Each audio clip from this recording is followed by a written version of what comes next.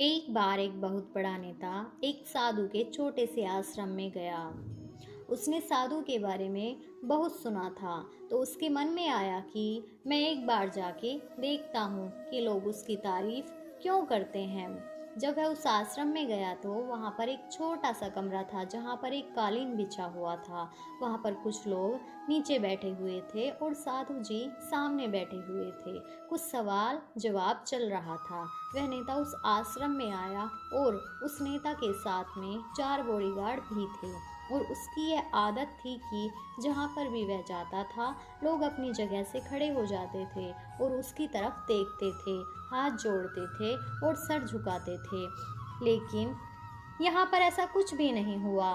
साधु के साथ वार्तालाप करने में व्यस्त होने के कारण उसकी तरफ किसी ने देखा तक नहीं।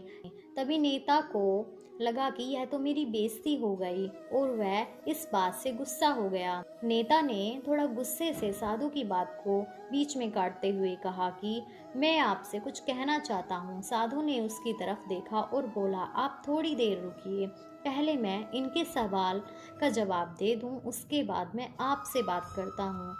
तब तक आप अगर चाहें तो आप बैठ सकते हैं। बस साधु का इतना कहने की देरी थी कि नेता का चेहरा गुस्से से लाल हो गया और फिर उसने अपना सारा गुस्सा उस साधु पर निकाल दिया।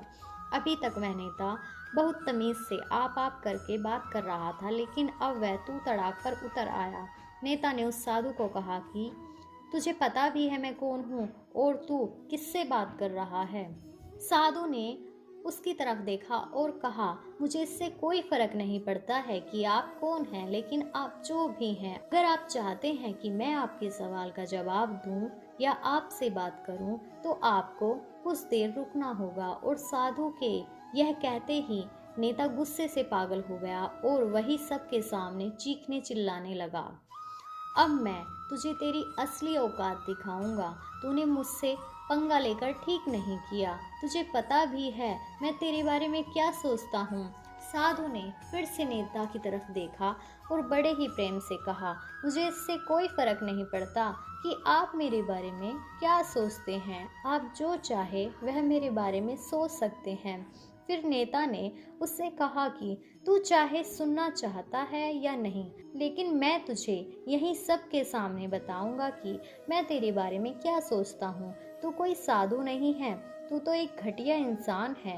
तू एक ढोंगी है, पाखंडी है और यहाँ पर जितने भी लोग बैठे हैं उन सबको बेवकूफ़ बना रहा है। तेरा बस एक ही मकसद है, इन लोगों की जेब में जितना भी पैसा है वह सब तेरे पास में आ जाए। तू अपने फ़ायदे के लिए इन लोगों का इस्तेमाल कर रहा है और अब मैं तुझे नहीं छोड़ने वाला हूँ। पूरी दुनिया के सामने तेरा पर्दाफाश करने वाला हूँ। लेकिन उसके इतना बोलने के बाद भी हल्की सी मुस्कान उस साधु के चेहरे पर बनी रही।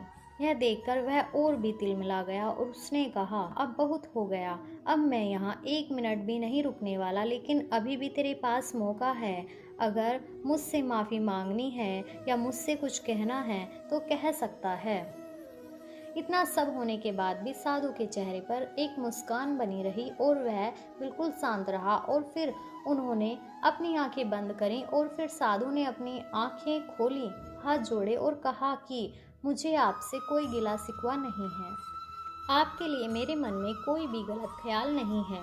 जो भी मेरे बारे में आपने कहा वह आपकी अपनी सोच थी, तो मुझे आप में कोई भी बुराई नज़र नहीं आती। मुझे आप बहुत ही भले इंसान लग रहे हैं। और साधु के इतना कहते ही नेताजी का दिमाग 7वें आसमान पर पहुंच गया। उसके चेहरे पर एक अजीब सी खुशी थी, क्योंकि उस साधु ने वही कहा जो बाकी सब लोग उस नेता को कहते थे। और वह खुशी खुशी उस आश्रम से अपने घर की तरफ चला गया और जाकर अपने पिताजी के पास बैठ गया। उसके पिताजी ध्यान में थे। उन्होंने पूरी जिंदगी सिर्फ लोगों की सेवा करी और बदले में कुछ भी उम्मीद नहीं की। थोड़ी देर बाद जब उन्होंने अपनी आंखें खोली और देखा अपने बेटे को अपने पास में बैठे हुए, तो उनके बेटे के चेहरे पर आज एक अजीब सी खुशी थी जो आज से पहले उन्होंने कभी नहीं देखी थी।